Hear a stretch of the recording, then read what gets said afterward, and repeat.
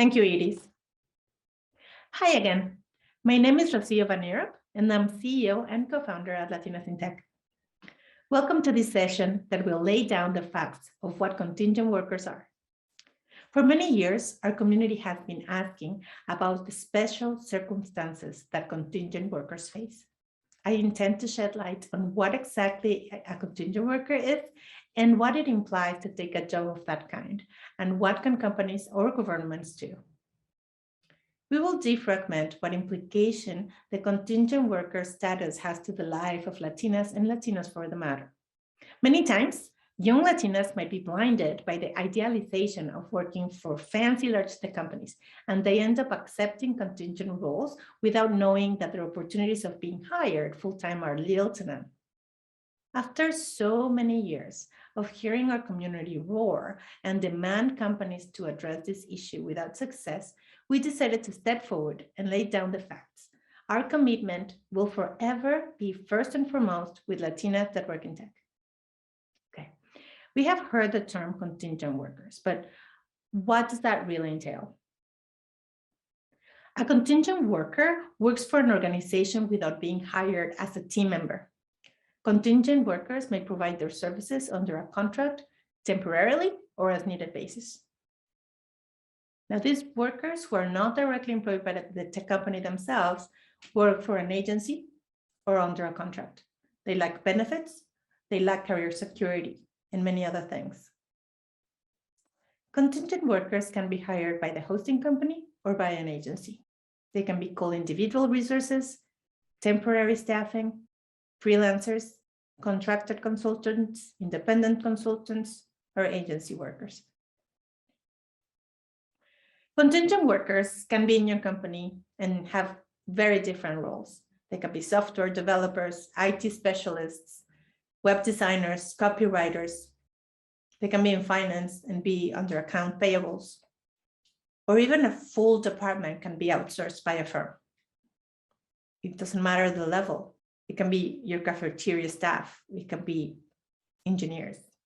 So here are basic facts around contingent workers that not everybody knows.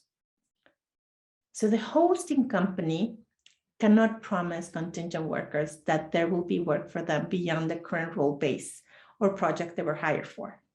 Contingent workers are not allowed to take any sexual harassment training at their hosting company. Most hosting companies do not allow contingent workers to belong to employee resource groups or ERGs. Very few companies might allow ERG belonging, but usually not to all of their programs. Professional development reviews and increases cannot be given by the hosting company, which is often the primary place where they work. But why do they exist? Originally, tech companies relied on contingent workers in order to scale a project or a business area. That is needed when a company experiences high growth or relies on rapid iteration. Why do companies hire contingent workers instead of hiring full-time employees? The cost of a contingent worker compared to the cost of an employee is significantly less. So it is the no-brainer to hire 2 or 3 contingent workers for the cost of 1 full-timer. Companies are now abusing the system because they can, and because we are applying for those jobs blindly. Now, let me lay down some data. Latinos represent a substantial portion of so-called contingent workers in tech.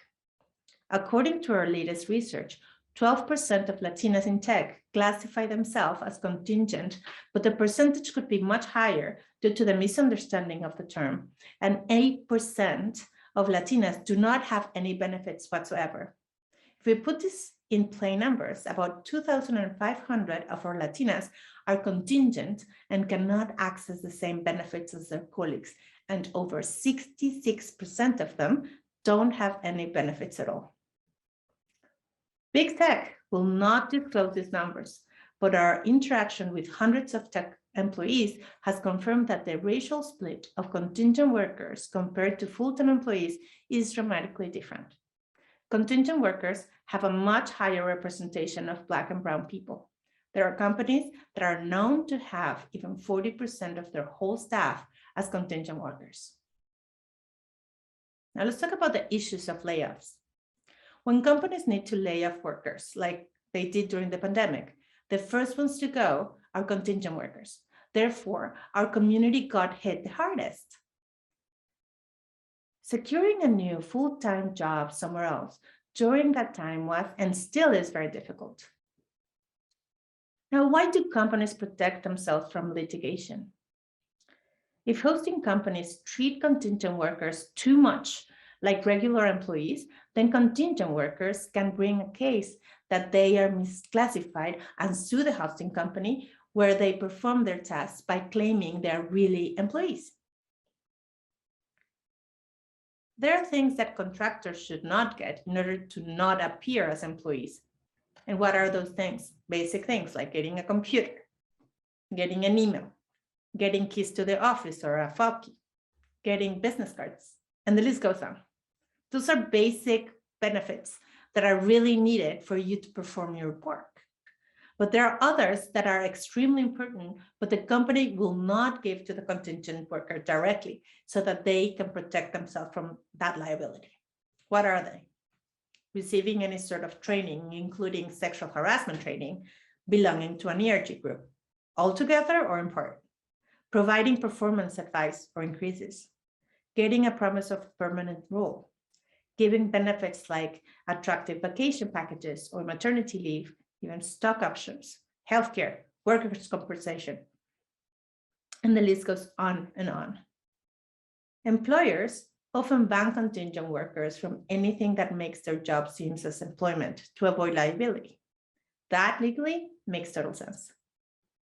When somebody is exposed to all of you come to X training, but not you because you're contingent, it immediately makes those individuals feel left out. The lack of career security, performance increases, promotions, has a direct negative impact on the morale. Therefore, the job attrition is significantly higher. Belonging to an employee resource group gives individuals a lot of benefits.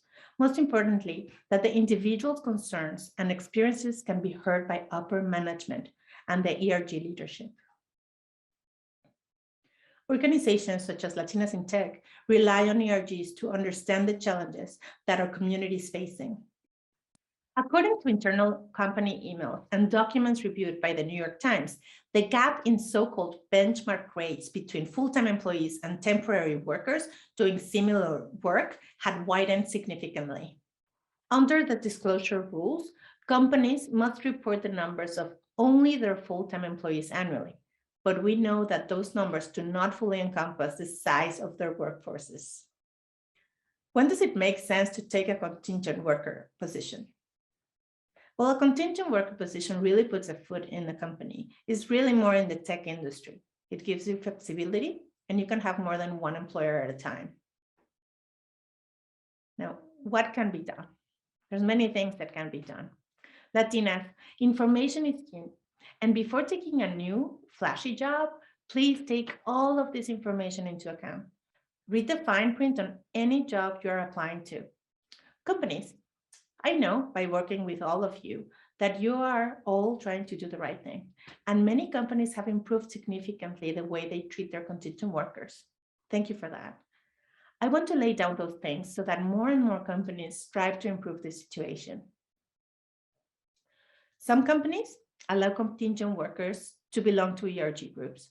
They provide matching benefits like vacations, maternity leave, etc. Hold your hiring agencies to the standards that you hold your own HR team. Ensure a pay parity. A contingent worker that performs the same job as a full-time employee should earn the same. To lawmakers, let's protect sexual harassment training from being part of employment litigation. Let's limit the use of contingent workers to no more than 20%. Anything above 20% is just excessive. Have companies audit the percentage of people of color within the contingent worker workforce and compare it to full-time employees. Parity laws in other countries require the company to pay contingent workers the same wages as full-time employees in similar positions. We have seen Latina engineers that have been contingent workers for over 5 years with multiple employers. That is just not okay. Here's our commitment. Latinas in Tech will encourage companies to avoid recruiting from our community for temporary or contracting roles, and instead focusing on full-time opportunities. This will greatly increase our real representation. Let's go from a place of love and in the premise that we all want a fair and inclusive work environment. Thank you very much.